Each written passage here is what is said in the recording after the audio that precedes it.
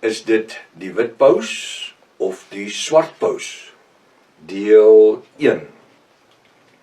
Ek is professor Hannes Rettlinghuis van die Eerste Gemeente van Javasua in Suid-Afrika, Pretoria, Montana, ook internasionaal. Sou jy belangstel in enige van my boeke wat ek geskryf het, daar's 'n hele magdom van hulle. Ek dink, en dis almal A4 en A5 boeke, 500, 600, 700, 800 bladsye dik hange wat jy kry. Met vol bibliografies agterin. So is nie duimsuig storieetjies nie, dis feite.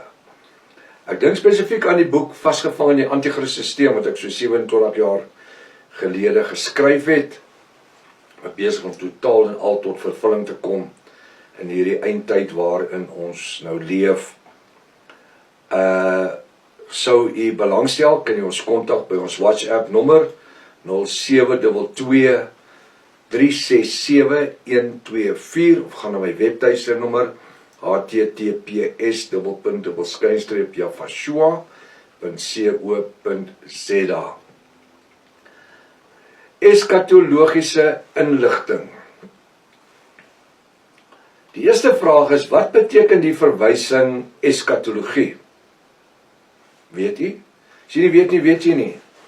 Eskatologie het te doen met die verlede, die hede en die toekoms. Nou, al my eerstejaars studente weet dit. As deel van hulle opleiding, wat vir die geskiedenis van die eindtyd sal verduidelik, en dit wat met die eskatologie gepaard gaan. So die eskatologie verduidelik hoofsaaklik oor die eindtyd. Maar ek kan oor die boek van Genesis besig wees, dan is dit van toepassing op die eskatologie, die verlede, die hede, die toekoms. Ek kan besig wees met Noag, dan kan dit eskatologies van aard wees, die verlede, die hede en die toekoms. Vandag, in 2025, kan ek besig wees met eskatologie, die verlede, die hede en die toekoms. Alright. Dis uiters noodsaaklik dat ek net vir u sal verduidelik dat die vakgebied van die eskatologie het nie enige verwantskap aan die vakgebied van die teologie nie. So met ander woorde, die eskatologie en die teologie is nie dieselfde vakgebied nie. Dis hoekom in Suid-Afrika is my vak wat ek aanbied, my kursus, is 'n 4-jaar kursus, 4-jaar kursus wat ons aanbied, 3 jaar vir die wat al pastore word, 3 jaar net in die eskatologie. Daar is nie so kursus in die wêreld nie. Ons is besig, ek is besig met die Engels, om die Engelse kursus te geakkrediteer, kyk as ek hom klaar geskryf het, om in Canada by Calvary University om geakkrediteer te kry, en dan sal ons ook ons Afrikaanse kursus geakkrediteer kry, omdat hulle nie Afrikaans verstaan nie. Goed so. So die eskatologie en teologie is 2 totale vakgebiede. Teologie is wat die pastore swat, kerkadministrasie, homiletiek sprekings en natuurlik die Bybelboeke en gemeente oppasse, so, dis nie wat die eskatologie is nie.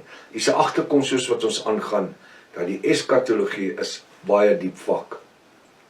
En dis hoekom die ouens niks van dit weet nie. Ek meen, en ek meen nie om op daar nie boot te hamer nie, maar gaan kyk maar in sy 23-24 September wegraping, as hy enige iets van die eskatologie geweet het, hy het nie sy teologie opleiding nie, maar as hy enige iets geweet het van die eskatologie, sal hy nooit so flater begaan het nie, want dan sou hy geweet het dat die wederkoms, die parousia in Grieks, kom voor die wegraping, die harpazo in Grieks, as hy net enige opleiding gehad het. Hulle is van alle waarheid ontbloot. Dis uiters noodsaaklik dat u sal verstaan dat ek ook die boonatuurlike geopenbaarde woord gaan gebruik om sekere godsdienstige instellings se teologie van alle waarheid te ontbloot, om weer te besef wie lieg vir wie. Daar is soveel goed besig om plaas te vind in die wêreld, op die internet op die oomblik, leuns wat versprei word aan mense as die waarheid, godsdienstige waarheid.